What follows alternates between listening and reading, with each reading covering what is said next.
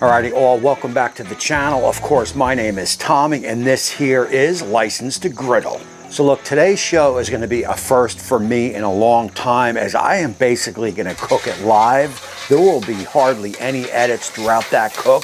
I am going to need help from you guys to let me know if you like this style here, or do you prefer a more cut up, edited style that I have done in the first few videos on this channel. And on today's show, we are going to be doing a griddle classic. Of course, I am talking about pork egg fried rice, egg pork fried rice, or whatever kind of fried rice you want to call it. It is definitely a griddle classic, and it is practically the one recipe that is just a pita to do in the house. I mean, you could do your smash burgers in the house, cheesesteaks in the house, big breakfast, yeah, you could do those in the house also. But when it comes to the big old plate of fried rice, it is just made for the griddle, and we are going to cover that today, of course, with a little bit of a griddler trick. So you are going to want to stay tuned to that. So what I want to do here is I'm going to go over the ingredients that we are going to do in today's show, and then we will take this in live and do that cook. So guys, this one's going to get started with something a little extra special to give that little extra special flavor. I took some country style ribs and I threw those down on my S&S kettle. If you want to see the video to that cook, I will drop it up there. It'll be down in the description. I first smoked them for about a half hour or so with some nice pecan shell smoke, and then I gave it a nice char for some added flavor. I then cubed that up into 1/4 by 1/4 inches. That is going to give us the perfect size for pork fried rice. I then did up a 50-50 jasmine rice and also long grain rice. The channel does feel that jasmine rice is very important to the recipe. And also you want to do that 24 hours in advance, then get it in the fridge. That way the next day it is a nice sticky rice. That is exactly what you are looking for. And now up on the screen you will see the rest of our ingredients, and as always you are going to get a full ingredient list down in the description right under the show notes. Alrighty, also before we take this into the live portion of the show, we've got a little bit more prep, and I am just going to brush over this real quick. Number one, we are going to grate up about 2-3 garlic cloves, and also we will grate up about a tablespoon of ginger. And I got to tell you again, it is the little bit of extras that you do in a recipe, and I am telling you it is worth the extra effort. And from there we will dice up about 1/2 to 3/4 of an onion. That depends on the amount of fried rice that you are making. And last but certainly not least, you are going to chop up a little bit of a scallion. That'll finish off the recipe at the end, and that'll be it for the prep work. If you have any questions on what I covered, just leave it down there in the comments and I will certainly answer it. So look, that is that. It is time to turn this over into the live portion of the show. Again, sit back, relax, give it a watch, and leave me a comment if you prefer this kind of live cooking here, or you want a more streamlined, more cut up of a show as I did in the past. This is going to come together quick, so I thought it would be fun to kind of do a little bit of a live portion. You can see how my griddle is set up. I am hot over here about 400, and I dip over here to in the 2s. That is going to be perfect for our egg, but every good griddle cook is going to start and end the same way, and that is with some fresh oil. Of course, fried rice, you want to use a peanut oil if you can get it. I mean, hey, look, a vegetable or any other type of oil that you use is fine, but for fried rice, you definitely want to try to go peanut. And a nice oiled surface is definitely what you want. Alrighty, so first up, as I said, is going to be in our eggs.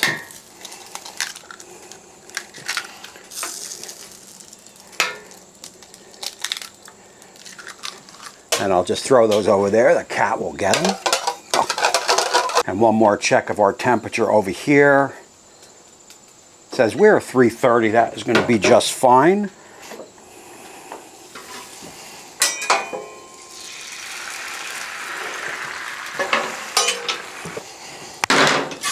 And you certainly do not want an overcooked egg. Remember, they are going to go back in the dish towards the end.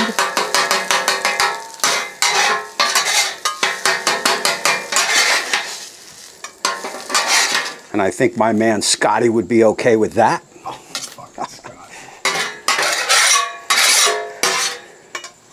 So the next thing you're going to want to do here, and again, that's real time. Those eggs only took probably 30, 40 seconds. What we are going to do here is we are going to get all our raw stuff on. That is going to be the veggies and the onions. I wasn't doing this, if I wasn't filming this, I would probably be a little bit hotter over here, but I don't want things to get out of hand. I mean, it is hard enough working everything with the cameras.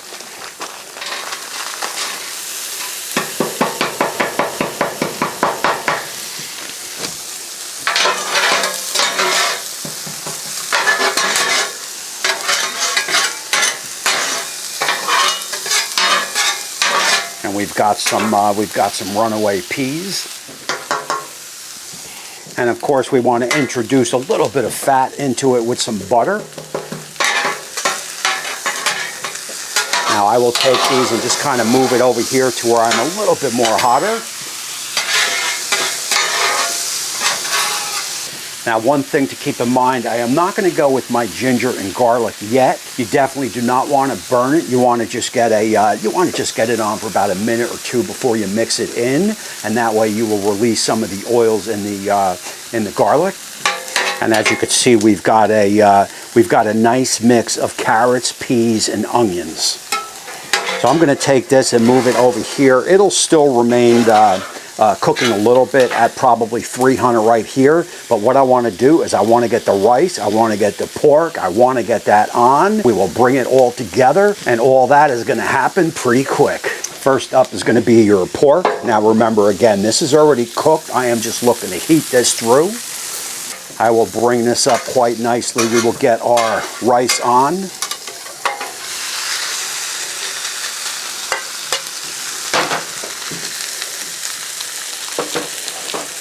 And again, anytime you are talking rice, you want to hit it with a little bit of fat. I will go some butter here. And also back that up with a little bit of peanut oil. I mean, this is a staple dish on any griddle. I mean, you could make burgers inside. You could make hot dogs inside. You could make burgers on the grill. You could make hot dogs on the grill. But when it comes to fried rice or pork fried rice or any fried rice, that's where the griddle comes in. That's where the griddle shines. So you can see we've got the pork heating up quite nicely. We've got a lot of fat right there. We've got our veggies over here. They are staying nice and warm.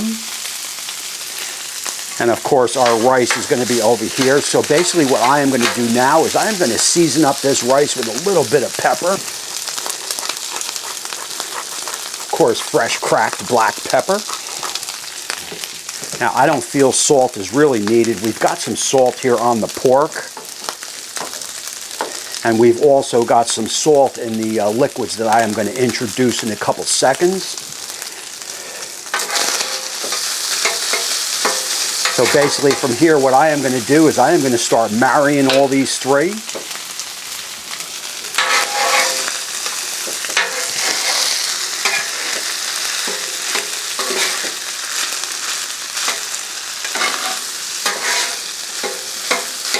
And that is certainly a nice mixture of pork, veggies, and rice.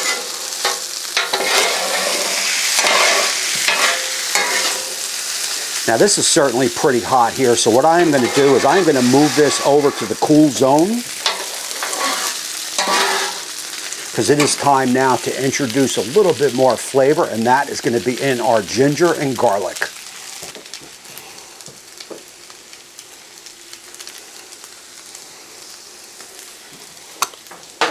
Now these are only going to be on here, like I said, for maybe 30, 40, 50 seconds, maybe a minute or so. We are just looking to get a little bit of browning on it, but we want to release the oils on the garlic and maybe a little bit on that ginger.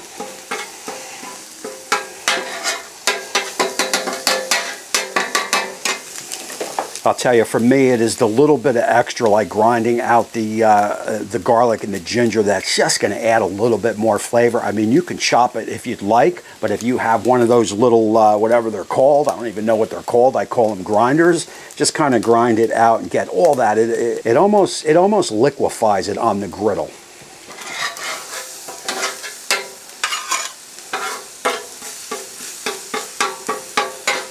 You know, from there now what we are going to do is we are going to get this. You can see she's got a little bit of browning to it. We will get that and mix that in with the fried rice.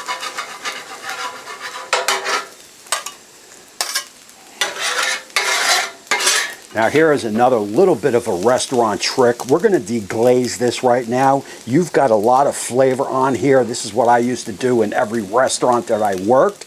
We're going to deglaze this and bring all that flavor into here. Move all this over and finish it all up. And our temps are perfect at about 350. That's flavor.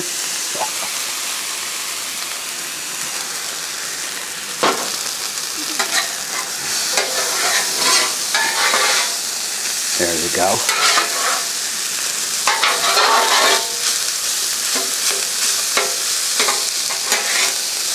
Now we want to give this a good mix up because we did add that garlic and we did add those the ginger. So we're looking to incorporate all this together.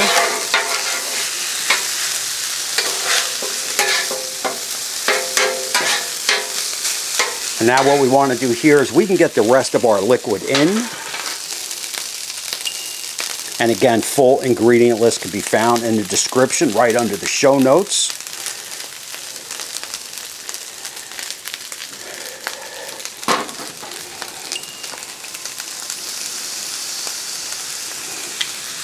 Guys, the one ingredient that seems to be missed a lot is going to be in this sesame seed oil. That is just going to add an authentic flavor that if it is not in there, you are definitely not going to get it, and it doesn't take a lot. That's it.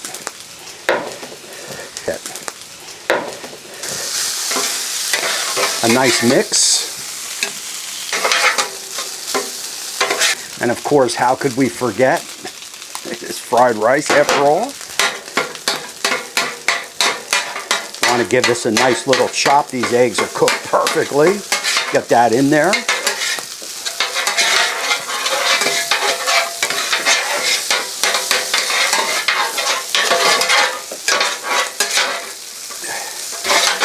Oh yeah, I am definitely digging this.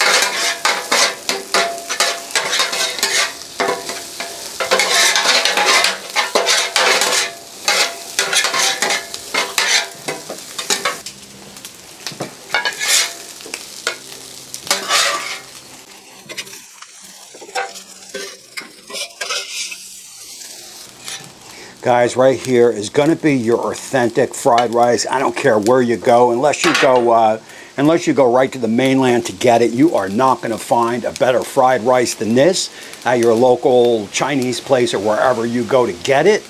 Definitely you want to make it. It is easy to do, and it doesn't cost a whole hell of a lot of money. Look, what I want to do here is let's clean up this mess. Let me bring you guys back. We will do that on-screen taste test, talk about it, and then the griddler is going to close out the show.